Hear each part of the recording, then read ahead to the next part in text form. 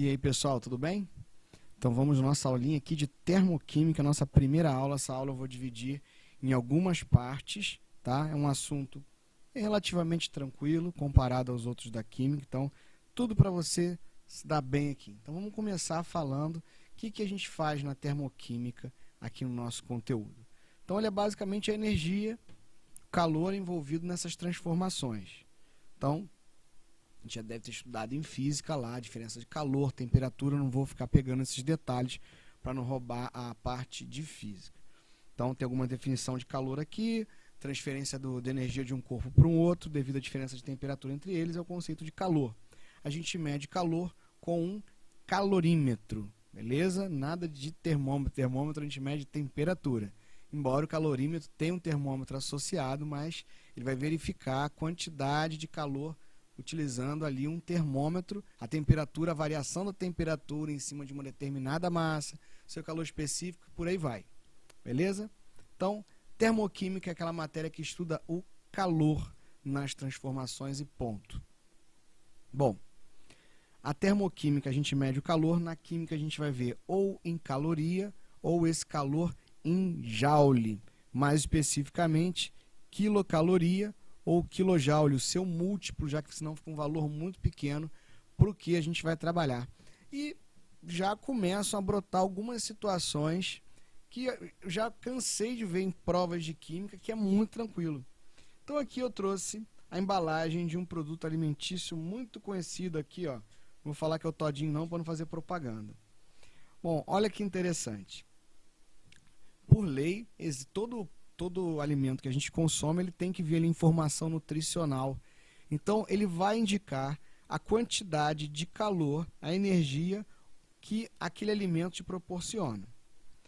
Segundo essa embalagem, para cada 200 mililitros, que é essa embalagem inteira aqui, você tem disponível ali um calor de 185 quilocalorias, né? Uma coisa que ninguém repara. Quando a gente fala em dieta, nutrição, a gente sempre remete à caloria. Difícil aparecer em joule. Embora, se eu não me engano, hoje todas as embalagens vêm em caloria e vêm em joule, como essa daqui que eu mostrei para vocês agora. Isso aqui realmente é uma imagem de um produto como esse. Quando a gente fala assim, você está ingerindo muitas calorias, né? Caloria nutricional.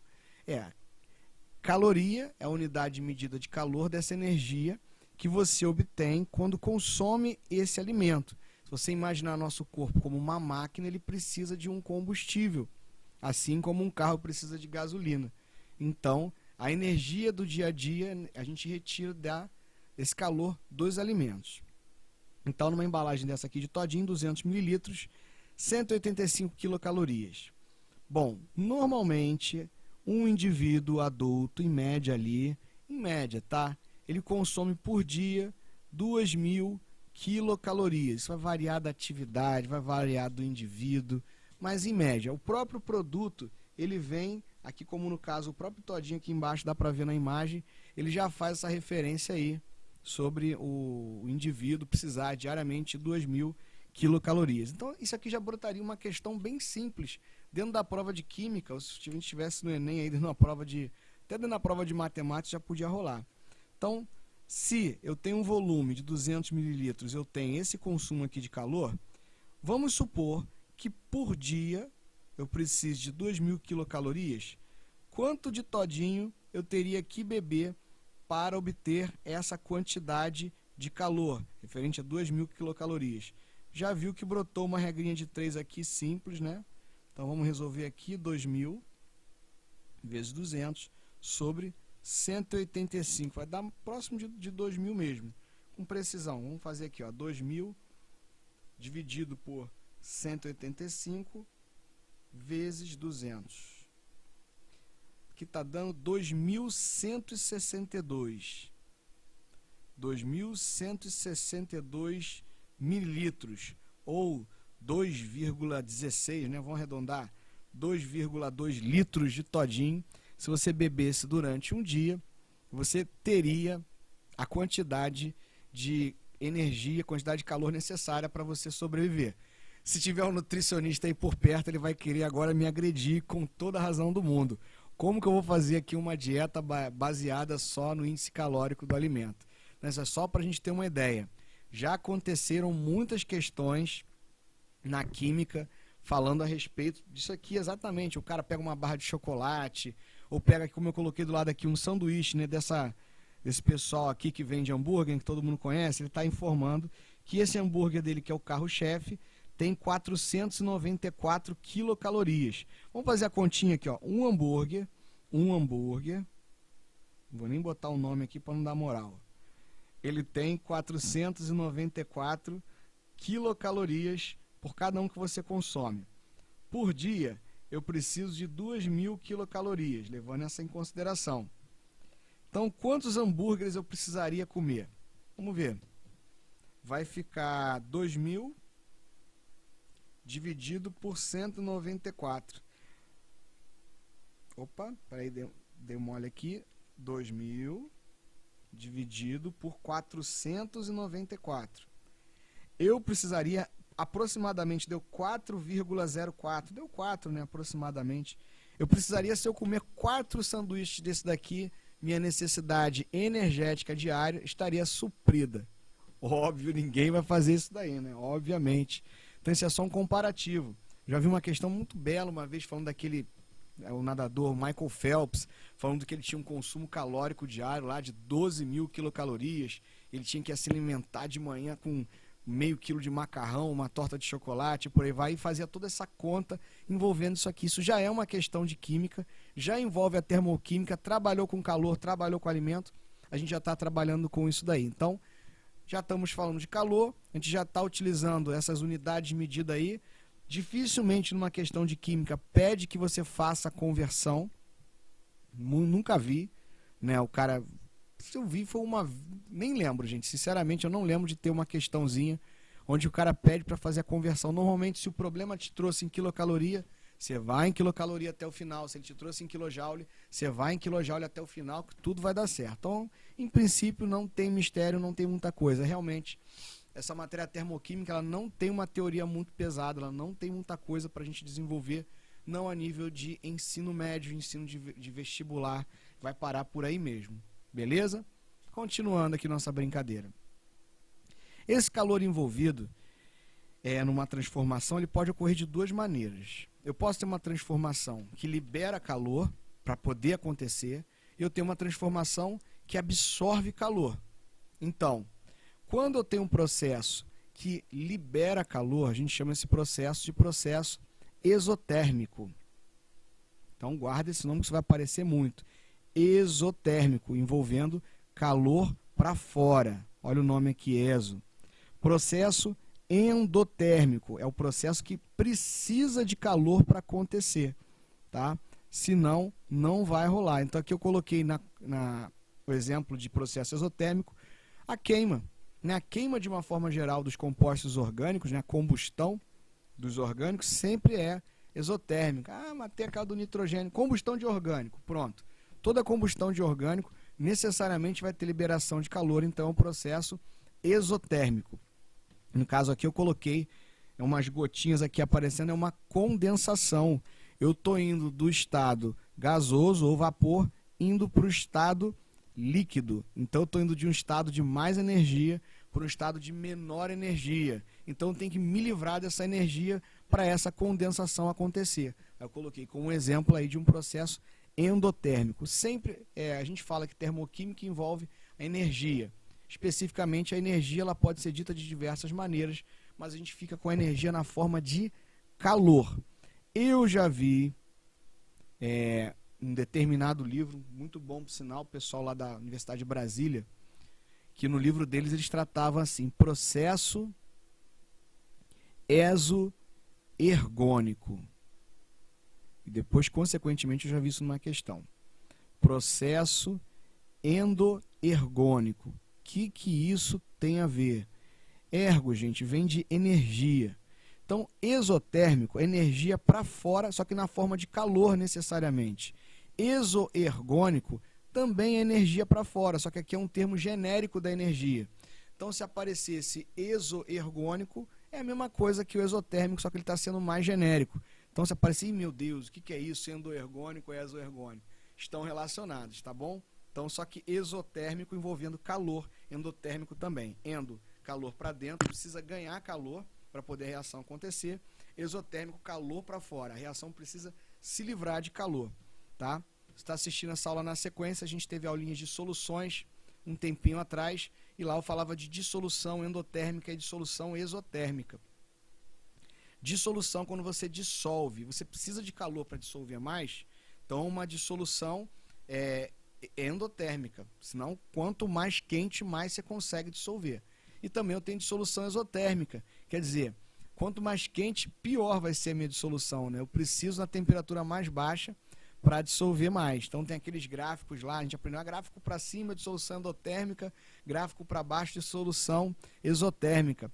Mas tudo veio daqui, aquilo lá já é a pontinha já do conteúdo mais aberto, vídeo aula de soluções.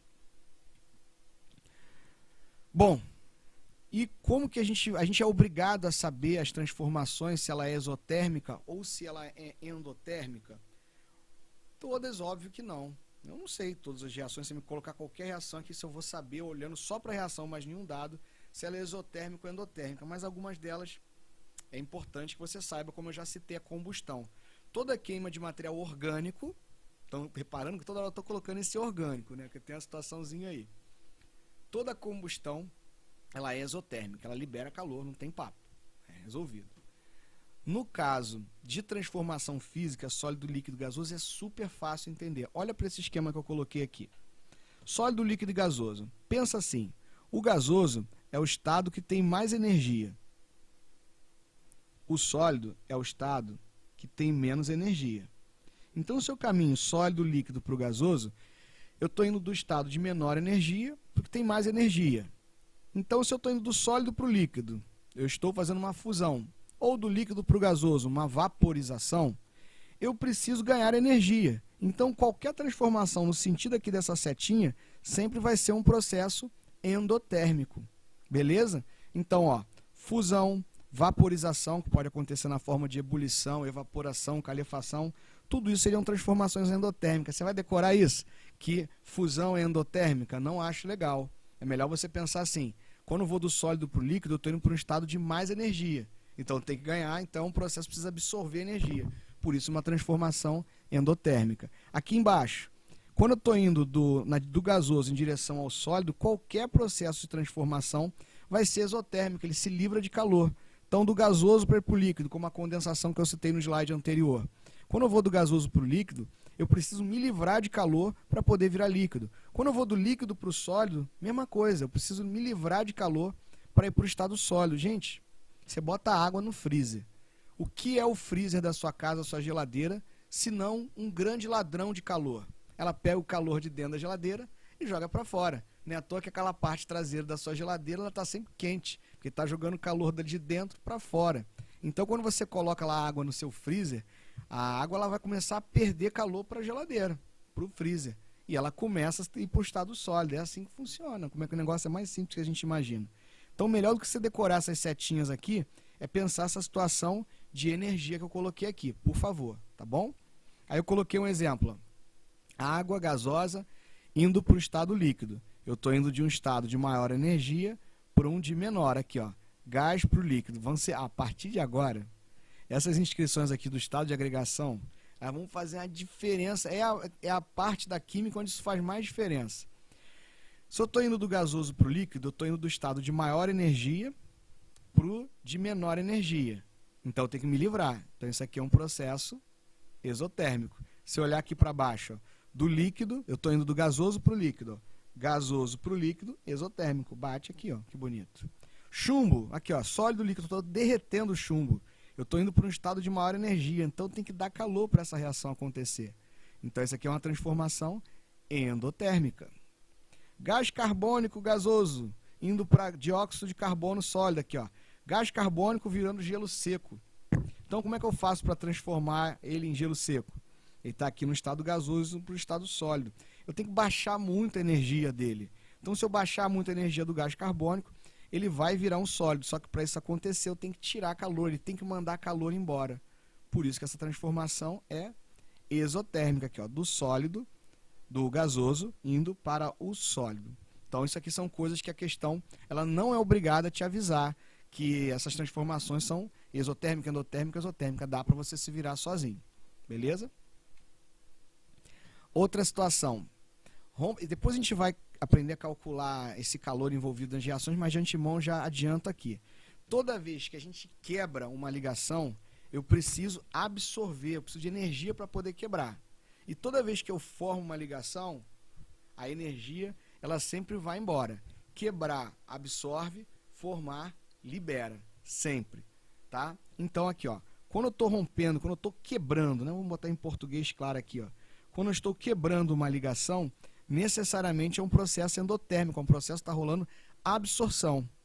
E quando eu estou formando, obrigatoriamente eu estou liberando calor, é um processo exotérmico. Olha o que eu coloquei aqui do lado, ó. O bromo só rompendo essa ligação covalentezinha entre ele. Se aqui eu estou rompendo uma ligação, essa aqui é uma transformação endotérmica. Eu já vi questãozinha assim, tá?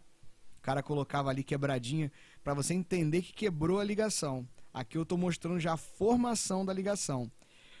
Toda vez que uma ligação é formada, aqui ó, tá sozinho, tá com um elétron livre aqui, um radicalzinho desesperado, óbvio que tem mais outros elétrons de valência, eu sei, eu só botei o elétron livre. Vai formar aqui uma dupla ligação nesse oxigênio. Então, de qualquer forma, ele está formando uma ligação. Então, ele precisa se livrar de calor. É um processo exotérmico. Então, isso aqui você teria que saber também. Voltando um pouquinho lá para soluções e função, né? Toda vez que você joga um ácido e uma base na água, o ácido normalmente líquido, o gás, né? A base é um sólido, você necessariamente vai sentir o recipiente esquentando em volta. Por quê? É uma dissolução exotérmica, libera calor. Tá? Se você comprou já soda cáustica alguma vez na sua casa, para você colocar lá na caixa de gordura que estava entupida, é perigoso, não faça isso. Você deve ter percebido que esquentou bastante, porque é uma dissolução exotérmica. Então, essas dissoluções de ácidos e bases sempre liberam energia. O processo de ionização do ácido, o processo de dissociação da base. Por isso que são sempre exotérmicos. É importante que você saiba também. Então, essas são as condições iniciais que você deve dominar.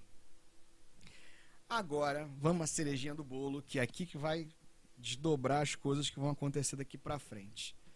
Eu estou falando em calor, né? Mas você vai ver muito essa palavrinha aqui, ó, entalpia, que está relacionado ao calor interno, né?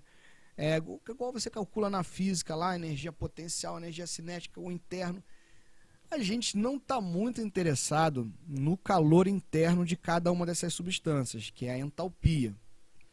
E nem tem muito como calcular, a gente só consegue calcular essa variação, esse calor na variação, quando a gente transforma um no outro.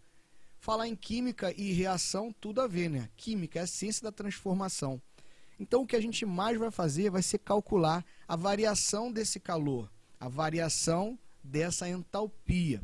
Então, entalpia vai ser praticamente um sinônimo de calor para a gente. Então a gente está vendo esse negócio aqui, ó, ΔH. Se você está vendo essa matéria pela primeira vez, que eu vou te falar o seguinte: termoquímica, que é justamente transformar o aluno num grande calculador de ΔH, e é isso que você vai fazer. Tá? A maior parte dos problemas quer que você fale quanto é esse ΔH, qual é o valor dele. Ela resume-se quase a isso, a termoquímica que a gente vai estudar. Você será uma calculadora humana de ΔH. Então esse delta aqui, como em todo lugar que aparece, é uma variação do final menos do início. Ou seja, dos produtos menos a entalpia dos reagentes. E como é que funciona isso? Coloquei aqui duas situações para a gente entender. Primeiro, a gente tem que lembrar que uma reação química é um reagente que transforma-se em produto. Até aqui, nenhuma novidade. Toda reação química é assim. Só que eu havia dito que esses reagentes, esses produtos, toda espécie química ela tem um calor interno, que é a nossa querida entalpia. Eu tenho duas condições possíveis de acontecimento. Então, aqui. Primeiro, os reagentes têm uma quantidade de calor inferior à do produto.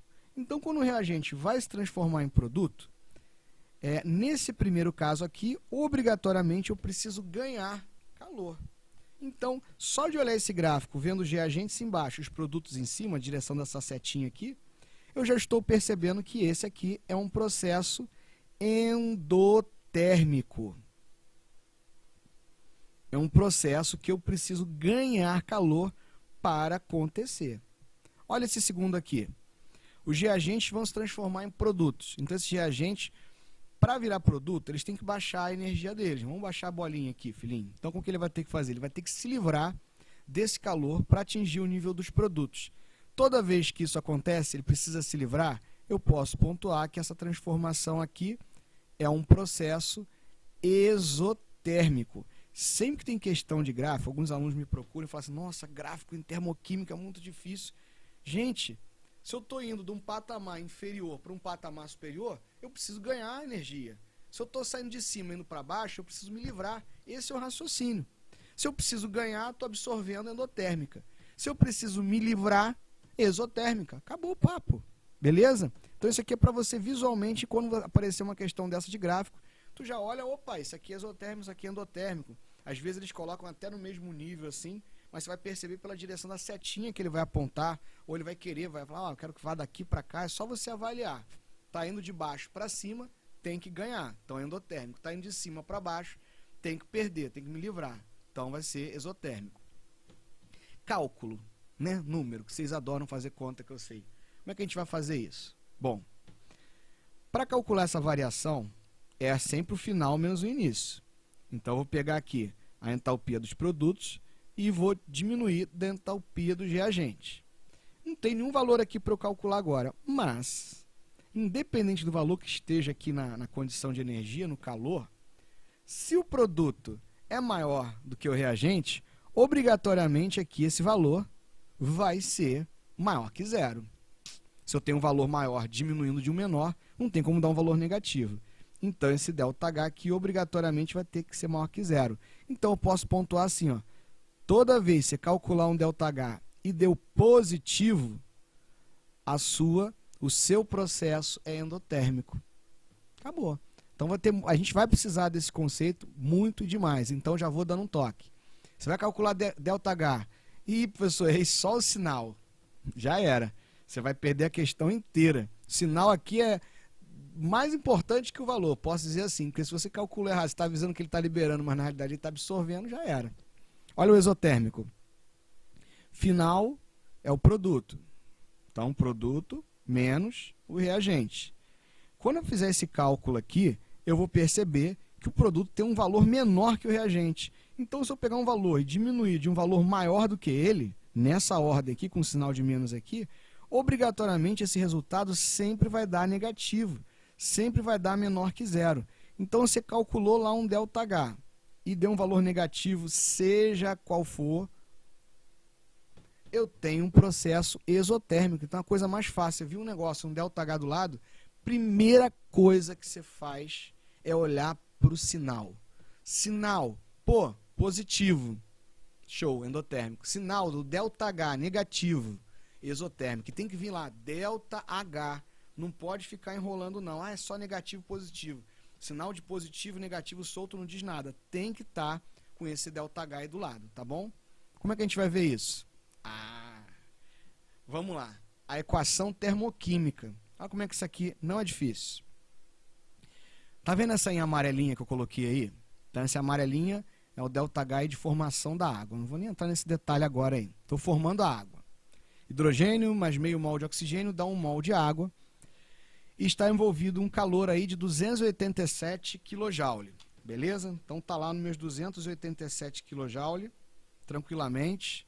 Então ele está informando que para formar 1 mol de água, esse é o calor envolvido. E olha o negativo aqui. Esse negativo já está gritando para você, oi, eu sou exotérmico. Beleza?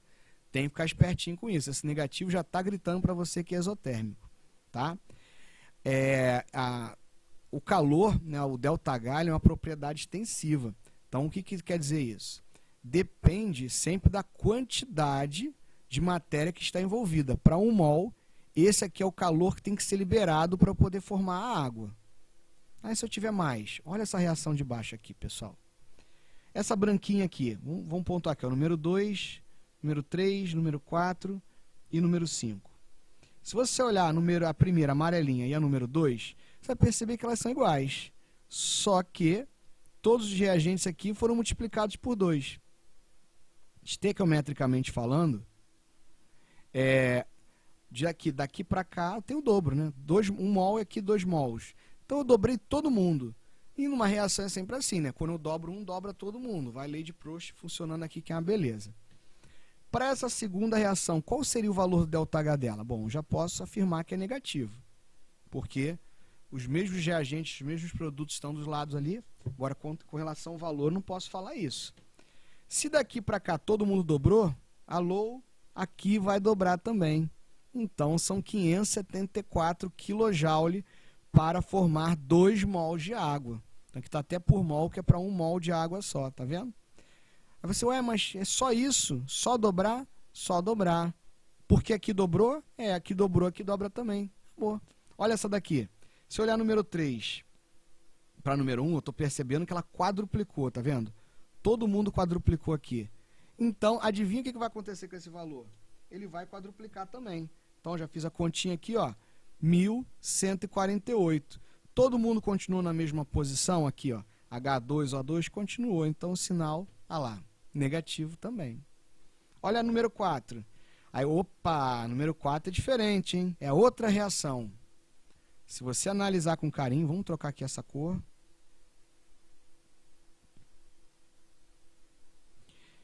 Se você avaliar com carinho, você vai perceber que essa número 4 é igual à amarelinha, só que ela está invertida. Exatamente invertida. Quando a reação está invertida, quer dizer o quê? Ela está acontecendo no caminho contrário, gente. Vem comigo aqui. Se de um lado ela está o reagente numa condição, o produto do outro, inverter, se eu pegar esse gráfico aqui, inverter esse gráfico, ele vai ficar assim, ó. Reagente, produto. Vai ficar igual esse outro aqui. Então, esses dois gráficos aqui, eles são iguais invertidos. Né? Vou pegar esse aqui e inverter, vai ficar aquele outro gráfico. Então, se eu tenho uma reação e eu estou invertendo essa reação, se ela é endotérmica, ela vai virar exotérmica. E se ela for exotérmica, vai virar endo e pronto. Se essa reação é exatamente essa amarelinha invertida, então ela vai ser positiva aqui, ó. Esse azul ficou muito claro. Dá licença. Pronto. Então, essa reação aqui é positiva. Não é igual a essa, só inverteu. O valor é o mesmo, 287 kJ também. E para ela está valendo as mesmas coisas. Daqui para cá, dobrou. Dobrou? Legal. Ficou igualzinha a essa daqui, só que dobrada. Então, vamos dobrar esse valor, vai virar 574. Foi invertido? Não, não foi invertido. Continua, quando comparado a 4 com a 5, não houve inversão. Então, continua sendo endotérmica, igual essas daqui de baixo. Todas essas daqui são exotérmicas e essas endotérmicas. Então, olha o estrago que eu fiz só com essa amarelinha ali. Se eu analisar bem, todas essas branquinhas aí vieram dessa amarelinha que eu fui dobrando, fui quadruplicando ali. Eu podia ter dividido por 2 também, o valor dividiria. O que interessa é que esse ΔH está relacionado com essa proporção em mols da reação. Então, se você já souber trabalhar com essa equação termoquímica, você sabe que dobra o ΔH, inverteu, muda o sinal, cara, tu já está muita coisa à frente. Nas próximas aulas agora, eu vou falar as 3 maneiras que a gente usa para calcular o ΔH. A gente usa a lei de Hess, a gente vai usar a energia de ligação e a ΔH de formação. Então, vamos trabalhar isso aí gradualmente, tranquilo, no amor, na alegria, que tudo vai dar certo. Termoquímica é fácil. Vai ter continha enjoada para fazer, aí não tem jeito. Isso aí não tem para onde correr. Então, pessoal, até a próxima. Um grande abraço. Tchau.